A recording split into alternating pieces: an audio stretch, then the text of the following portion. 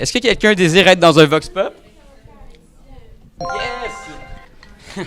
Depuis l'adoption de la loi C-18 au Canada, qui exige que les grands géants du web, comme Meta, indemnisent les organes de presse pour leur partage de contenu, Meta a décidé de contre-attaquer en interdisant les publications à caractère journalistique sur toutes ses plateformes, dont Facebook et Instagram, allant même jusqu'à censurer des comptes, comme celui du Montréal Campus. Aujourd'hui, on va aller poser quelques petites questions aux étudiants et étudiantes de l'UQAM afin de savoir si le phénomène fait réagir. Vox Pop! Aujourd'hui, on est avec Rosalie, Sydney. Donc, on est avec Cassandra. Par quel moyen tu consommes l'actualité dans la vie de tous les jours? Ben c'est sûr que je suis abonné au Devoir, fait que c'est toujours facile d'accès, assez simple aussi sur mon téléphone.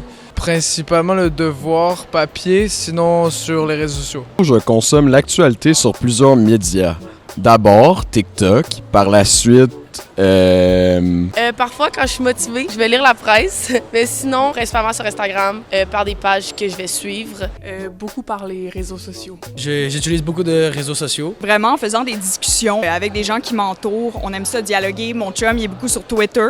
Quand il y a des sujets qui m'intéressent puis que j'ai envie de m'informer plus, j'ai comme l'application Radio-Canada. Je lis la presse le matin, surtout Philémon Lafrenière-Prémont, directeur du Montréal Campus. Je la consomme beaucoup par l'application de la presse qui envoie des notifications pour parler un peu de l'actualité puis de ce qui se passe en ce moment. Oh, on s'en va au salon du 6e étage. Vox Pop! Qu'est-ce que tu penses du fait qu'on n'a plus accès aux nouvelles sur Instagram, les nouvelles canadiennes du moins sur Instagram, Facebook? Est-ce que toi, ça t'affecte? Ben, je trouve que ça m'affecte parce que c'est sûr que quand tu vois une information sur ton feed, c'est sûr que c'est vraiment plus fiable quand c'est une source comme la presse, le Devoir, blablabla, genre les sources d'ici. C'est vraiment dommage parce que je pense qu'en postant des nouvelles sur Instagram, il y avait un public cible vraiment plus jeune où on pouvait justement s'informer sur les nouvelles dans le monde. Puis maintenant, je pense qu'il y a plusieurs jeunes qui vont moins se tourner vers les nouvelles, qui vont juste moins être informés. Ça demande plus d'efforts d'en retrouver.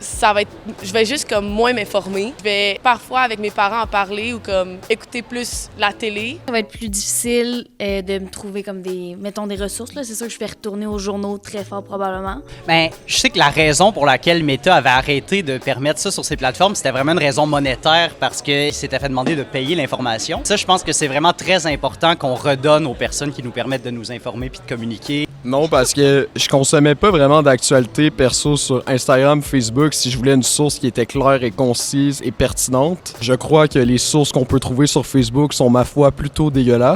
Alors vous en pensez quoi de Meta? Est-ce que tu penses que le journalisme dépend des réseaux sociaux ou le journalisme peut survivre vraiment bien sans les réseaux sociaux? Ben, c'est vraiment une grosse partie de notre vie, les réseaux sociaux. Puis genre, pas de mentir, moi, je suis plus sur les réseaux sociaux que sur les articles journalistiques. Alors, l'un ne peut pas vraiment venir sans l'autre, selon moi. C'est sûr qu'on est rendu dans une ère du numérique, fait que c'est... Oui, pas mal, oui. J'espère que non. Mon Dieu, c'est genre dramatique. Je pense que les gens qui lisaient le journal avant n'ont pas arrêté de le lire, mais si les plateformes de médias sociaux arrêtent de permettre la diffusion des nouvelles, ça va nuire à la prochaine génération que c'est vraiment par là qu'ils vont aller chercher leurs nouvelles. Je pense que ouais. Je pense que maintenant, on a plus... je sais pas. Je pense que oui. Déjà, le journalisme, c'est un domaine qui est vraiment en difficulté de plus en plus. Puis les médias sociaux, c'est justement un moyen pour que tout le monde ait accès. Là, souvent, ça demande des abonnements aux gens, puis ça les démotive un peu, je pense. On se demandait qu'est-ce que vous en pensiez. Ils n'ont pas toujours envie de se prononcer sur des sujets comme ça. Si vous étiez première ministre du Canada, qu'est-ce que vous auriez fait ou qu'est-ce que vous feriez pour contrer les interdictions de Meta, justement? Je ferais du brainstorm avec ma gang là, pour trouver qu'est-ce qu'on ferait, mais pour l'instant, je sais tellement pas qu'est-ce que je ferais. Donner plus d'argent, subventionner plus des entreprises de journalistique et de nouvelles. Je sais pas si c'est le mot, décentraliser, mais créer des initiatives pour et par le peuple. J'enverrais des chars d'assaut aux États-Unis.